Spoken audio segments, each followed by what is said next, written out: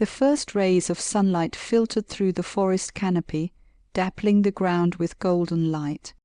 In the cool, quiet morning, Asha walked barefoot along the winding path that led deeper into the woods. The earth was soft beneath her feet, the loamy scent of moss and pine filling her senses. She carried nothing but a small satchel slung across her shoulder. Inside it a single stone rested, a stone she had carried for years, its weight familiar but increasingly burdensome. Asha was on a journey to meet the old sage who lived at the heart of the forest.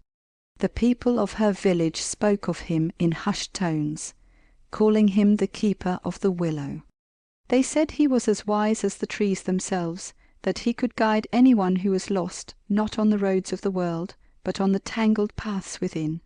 For weeks Asha had felt a growing unease in her chest, a heaviness she couldn't explain. Her days were full, yet she often felt as though she was drowning in a sea of obligations.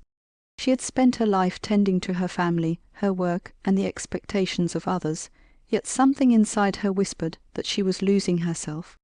The whisper had grown louder until it became a roar, urging her to seek clarity, to find what truly mattered.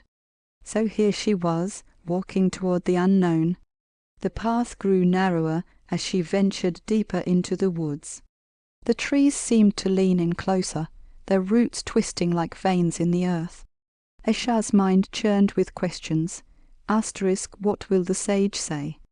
What if I can't explain what's wrong? What if I'm beyond help? She shook her head, trying to quiet the noise. The sound of a babbling brook reached her ears, and she followed it until she came to a clearing. There, beneath the wide, graceful branches of a willow tree, sat an old man. His hair was silver, his beard long and unkempt, and his robes were a patchwork of earthy tones that made him seem like part of the forest itself. He sat cross-legged on the ground, his eyes closed, his hands resting lightly on his knees. Asha hesitated at the edge of the clearing, unsure if she should interrupt. But as if sensing her presence, the sage opened his eyes and smiled. His gaze was calm, steady, and unnervingly kind. "You've come far," he said, his voice as soft as the rustling leaves. "What brings you here?" Asha took a deep breath and stepped into the clearing. She sat down before him, her satchel resting in her lap. I don't know where to begin," she admitted. "I feel loathsome. My life is full, but it feels like it's slipping through my fingers. I carry so much, yet I don't know what's truly mine." The sage nodded, his expression thoughtful. "You carry much indeed," he said, glancing at her satchel. "What's in the bag?" Asha frowned, unshouldering the satchel and placing it on the ground between them. She opened it and pulled out the stone. It was smooth and dark, its surface polished from years of handling. "It's just a stone," she said. "I've carried it for as long as I can remember. I don't even know why anymore." The sage picked up the stone and turned it over in his hands. He held it for a moment before placing it beside him on the ground. "We all carry stones," he said. "Some are given to us by others. Some we pick up along the way. And some we cling to out of habit long after they've outlived their purpose." Asha's brow furrowed. "But how do I know which stones to let go of?" The sage leaned back against the trunk of the willow, his gaze drifting upward. "Let me tell you a story," he said. "It's the story of the willow tree." Asha nodded, settling herself more comfortably on the ground. "Once," the sage began, "there was a young willow tree that grew by the edge of a great river. It was slender and graceful, its branches swaying in the wind. The river was its source of life, and the tree was content. But one year the rains came in torrents. The river swelled, its waters rushing and churning with a fierce intensity. Trees along the river bank were swept away, their roots torn from the earth. The willow watched in fear as its neighbors were carried downstream. Then the storm reached the willow. The water tugged at its roots, and the tree felt itself bending under the force. It thought, asterisk, I must hold on. If I let go, I will be loosened. Asterisk, so it clung tightly to the stones and soil that surrounded it. But the more it held on, the heavier it became. The weight threatened to drag it under. Finally, the willow did the one thing it had never done before. It let go. It released the stones and soil it had clung to so desperately.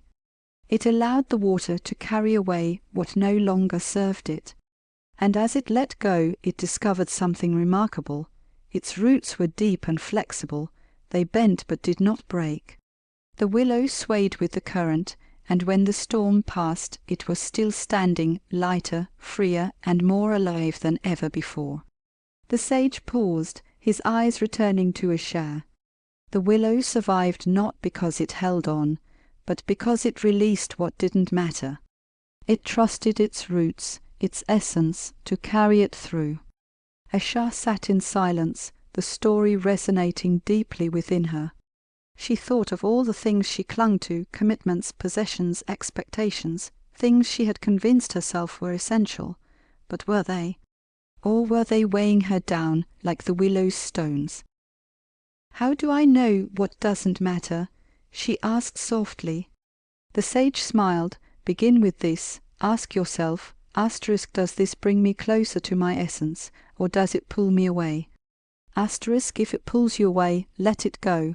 Be ruthless, Ashar. The forest does not keep dead branches. It releases them, making room for new growth." Ashar looked at the stone beside him. She reached out and picked it up, turning it over in her hands. It was just a stone, nothing more, nothing less. She had carried it for so long, yet it had no purpose. It wasn't hers to carry any more. She stood and walked to the edge of the brook. The water flowed clear and steady, its surface glinting in the sunlight. Ashar crouched and placed the stone into the current. She watched as it sank, the water washing over it and carrying away the invisible weight she had felt for so long. When she returned to the sage, her shoulders felt lighter. "What now?" she asked. "Now," he said, "you walk your path. But as you go, remember the lesson of the willow. Be vigilant of what you carry. Be ruthless to the things that don't matter, for they will only obscure what does." Ashar nodded, his words sinking into her heart like seeds into fertile soil. She thanked the sage and turned to leave, the path ahead of her bathed in golden light. For the first time in years she felt the stirrings of freedom, a freedom born not of adding, but of letting go. As she walked, she noticed the beauty around her, the whisper of the wind through the trees, the glint of sunlight on the water, the steady rhythm of her own breath. The heaviness that had once clouded her mind began to lift, replaced by a quiet clarity. She didn't know exactly where her journey would lead, but she knew this. She would walk lightly, carrying only what mattered, trusting her roots to guide her home.